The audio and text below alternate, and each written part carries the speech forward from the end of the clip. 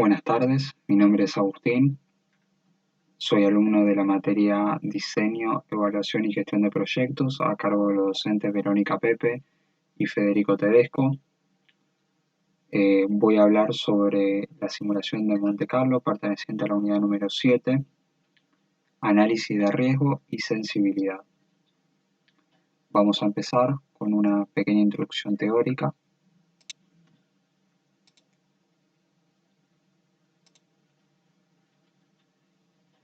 Bueno, la simulación Monte Carlo lo que permite es determinar la manera en que varía el van frente a cambios en una o más variables. La simulación de Monte Carlo también permite considerar una gran cantidad de combinaciones posibles respecto de las variables que afectan los resultados de un proyecto o de un negocio. Las ventajas son: permite que todos los riesgos especificados varíen simultáneamente, proporciona la respuesta a preguntas tales como ¿qué tan probable es que el proyecto tenga éxito? O ¿qué tan probable es que el van sea mayor a 0 o menor a 0? Refleja de mejor manera la realidad, ya que toma varios riesgos juntos en el proyecto. Otras ventajas que ofrece la simulación Monte Carlo es que ofrece resultados gráficos importantes para comunicárselo a los inversores u a otras personas. También permite conocer correlaciones entre las variables de entrada, pudiendo conocer por qué cuando algunos factores suben, otros bajan. Las desventajas son: la calidad de los datos de entrada depende en gran medida de la opinión de expertos y el esfuerzo y la experiencia del analista de riesgos o el analista del proyecto.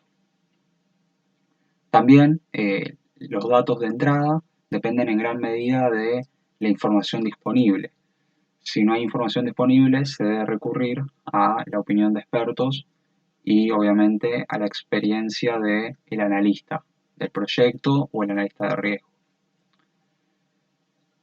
La segunda desventaja es que la simulación a veces es vista por la administración como innecesaria o demasiado sofisticada en comparación con las herramientas tradicionales de gestión de proyectos.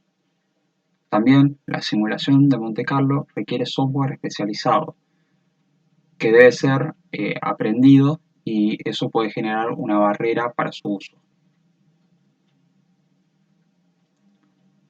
Los pasos a seguir son: el primero es identificar las variables críticas, el segundo es asignar una distribución de probabilidad, el tercero es definir una variable de salida.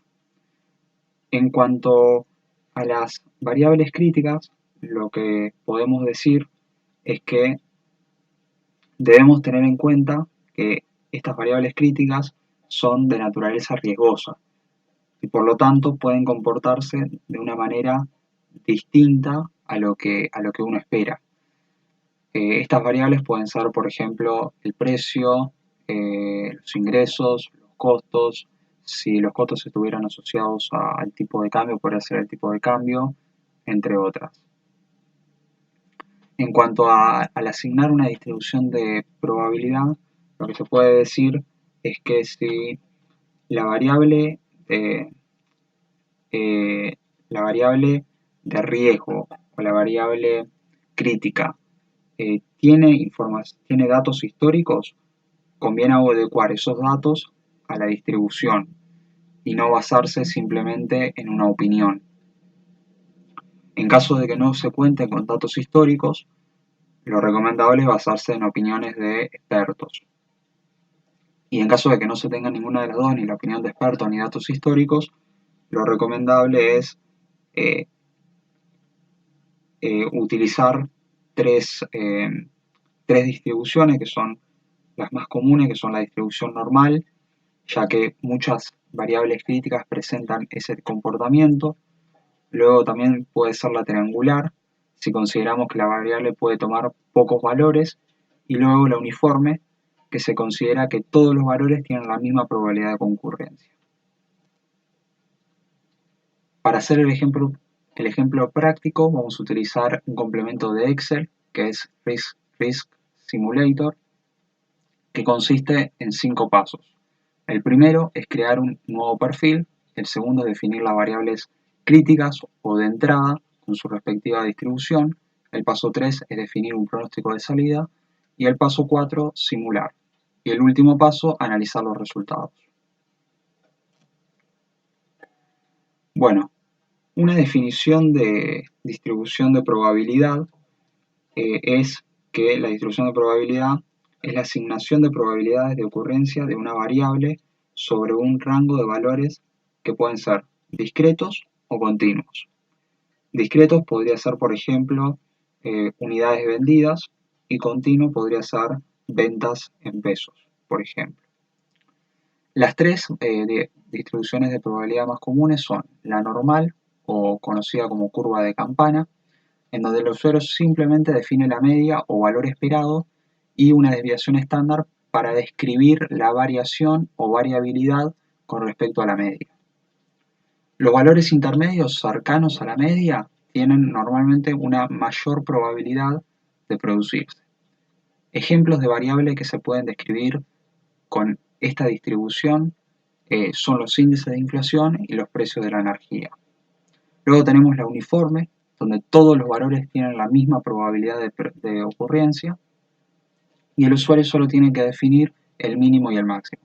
Ejemplos de variables que tienen este comportamiento de distribución son los costos de manufacturación o los ingresos por las ventas futuras, entre otros. Luego tenemos la triangular, que el usuario define los valores mínimos, más probables y máximos. Un ejemplo de esto podría ser los costos, donde podríamos decir que el valor máximo de los costos, o sea, el valor más alto, vendría a ser un escenario pesimista, el valor mínimo o el valor más bajo vendría a ser un escenario optimista y el más probable vendría a ser un escenario intermedio. En cuanto a los ingresos, podríamos dar el ejemplo del valor máximo, o sea, el valor más alto vendría a ser el escenario optimista, el valor más probable intermedio y el valor mínimo vendría a ser el pesimista. Los valores situados alrededor del valor más probable tienen una mayor probabilidad de ocurrir y las variables que se pueden describir con una distribución triangular son historial de ventas pasadas por unidad de tiempo y los niveles de inventario, entre otras. Ahora vamos a pasar a un ejemplo práctico.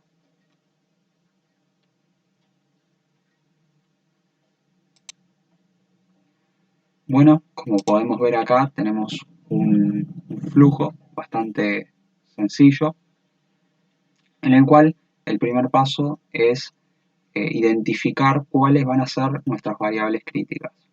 En este caso vamos a elegir los ingresos y los costos. El primer paso es crear un nuevo perfil donde determinamos el número de simulaciones y el número de pruebas. En este caso vamos a poner 10.000. Especificamos los números aleatorios, 2, 3, 4, 5, 6. Le damos en OK. Una vez que tenemos creado el nuevo perfil, nos paramos en ingresos por día, vamos a su puesto de entrada. Una vez que estamos en su puesto de entrada, tenemos que recordar que si tenemos datos históricos, deberíamos ajustar esos datos a una distribución. Con este programa lo podemos hacer y el programa elige cuál distribución se ajusta mejor a esos datos. En este caso, como no tenemos datos históricos, vamos a establecerlo nosotros, digamos, pero lo mejor sería acudir a la opinión de un experto o de alguien que tenga experiencia haciendo proyectos. En este caso vamos a elegir la normal, le vamos a establecer una desviación estándar de 25 y le damos en OK. Luego nos paramos en costo, que era la otra variable crítica que íbamos a establecer como variable de supuesto de entrada. Le damos en supuesto de entrada. En este caso vamos a elegir la triangular. Vamos a suponer que tenemos un escenario optimista de 21.900, acordémonos que esto es un costo, si fuera ingreso sería al revés, sería el escenario pesimista. Como es un costo, el mínimo vendría a ser el escenario optimista, el máximo vendría a ser el escenario pesimista y el mayor probable el escenario intermedio. Le damos OK también. Una vez establecidas las variables críticas o los supuestos de entrada, nos paramos en la van. Una vez que estamos en la van, vamos a pronóstico de salida. En pronóstico de salida ya viene establecido un nivel de precisión del 95% de confianza. Le damos OK. Una vez que tenemos establecidas las variables críticas y el pronóstico de salida, vamos a simulación correr. Acá podemos elegir tanto correr como supervelocidad. En este caso vamos a elegir supervelocidad. La diferencia es el tiempo que demora.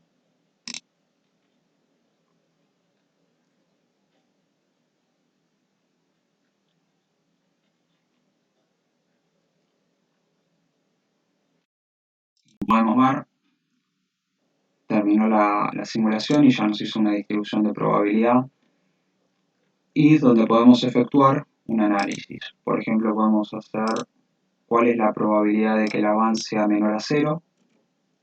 Ponemos 0 y nos dice que la probabilidad de que el avance sea menor a 0 es de un 47.05%. O sea, podemos decir que es un proyecto bastante riesgoso. Podemos hacer un análisis también de cuál es la probabilidad de que el avance sea mayor a 0. En este caso es del 52.95%, por lo tanto podemos decir que, bueno, es un proyecto bastante riesgoso, ¿no? También podríamos preguntarnos cuál es la probabilidad de que la van esté entre, no sé, 10.000 y 25.000 y nos da que la probabilidad de que la van esté entre 10.000 y 25.000 es de 22.09%. También nos brinda información estadística en la cual nos da datos interesantes como puede ser la mediana, la media, la desviación estándar, la variación, el coeficiente de variación, nos da el máximo, el mínimo, la distancia que hay entre el máximo y el mínimo, entre otras. Como conclusión del modelo, podemos decir que el método Monte Carlo resulta útil para establecer propiedades y definir escenarios de actuación, pero el objetivo de este método no es el de brindar decisiones, sino apoyar la toma de decisiones. Con esto doy finalización a la presentación. Muchas gracias.